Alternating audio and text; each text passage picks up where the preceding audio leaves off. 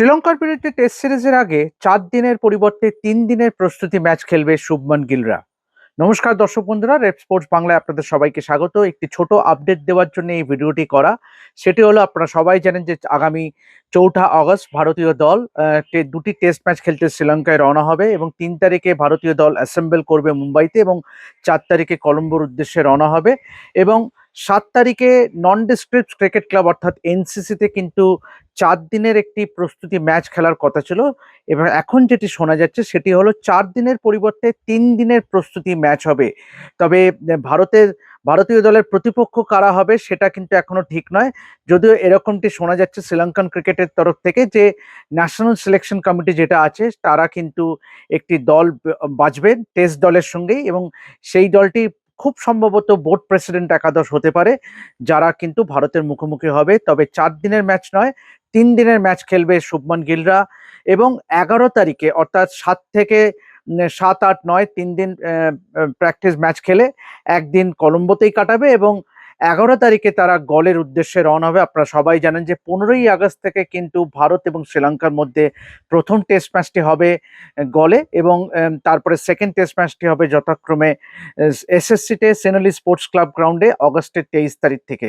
এবং আপনারা জানেন যে ইতিমধ্যেই কিন্তু ভারতীয় দল ঘোষণা হয়ে গেছে, শ্রীলঙ্কান দলও কিন্তু খুব শীঘ্রই কিন্তু ঘোষণা হতে চলেছে অবশ্যই। এবং যে দলটি তারা বাছবেন জাতীয় নির্বাচকরা, সেই দলটি কিন্তু পাঠানো হবে শ্রীলঙ্কার ক্রীড়ামন্ত্রীর কাছে এবং তিনি কিন্তু অবশ্যই সিলমোহর দিলে, অ্যাপ্রুভাল দিলে তবেই দলটি ঘোষণা করবে শ্রীলঙ্কান ক্রিকেটের তরফ থেকে।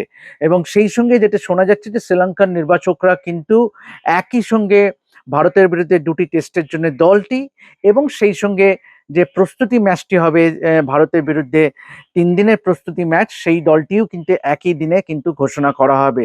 তো এইটাই ছিল আপডেট। অবশ্যই আপনারা সবাই জানেন যে ভারতীয় দল কিন্তু গতবারে যখন শ্রীলঙ্কা সফরে এসেছিল তারা কিন্তু হোয়াইট ওয়াশ করেছিল শ্রীলঙ্কাকে। এখন দেখার বিষয় যে শুভমান গিলের নেতৃত্বে ভারতীয় দল শ্রীলঙ্কার বিরুদ্ধে টেস্ট সিরিজে জিততে পারে কিনা। কারণ এই টেস্ট সিরিজটা কিন্তু অত্যন্ত গুরুত্বপূর্ণ দুটি দলের ক্ষেত্রেই, যত না শ্রীলঙ্কার ক্ষেত্রে তার থেকেও বেশি গুরুত্বপূর্ণ ভারতীয় দলের জন্য। এই মুহূর্তে কিন্তু ওয়ার্ল্ড টেস্ট চ্যাম্পিয়নশিপের র্যাঙ্কিংয়ে কিন্তু তারা কিন্তু আছে 5ম স্থানে, শ্রীলঙ্কা যথারীতি ষষ্ঠ স্থানে আছে। এবং অবশ্যই ভারতীয় দলের জন্য কিন্তু এই টেস্ট সিরিজটা জেতা অত্যন্ত গুরুত্বপূর্ণ, কারণ এরপরের যে সিরিজটা খেলতে যাবে ভারত সেটা হলো এগেনস্ট নিউজিল্যান্ডে। এবং আপনারা জানেন যে নিউজিল্যান্ডে কতটা কঠিন হয় এবং তারপরে তো আপনারা সবাই জানেন যে বছরের শুরুতে কিন্তু বর্ডার গাভাস্কার ট্রফি অস্ট্রেলিয়া ভারতে আসবে 5টি টেস্ট ম্যাচ খেলতে। তো এইটাই ছিল আপডেট যে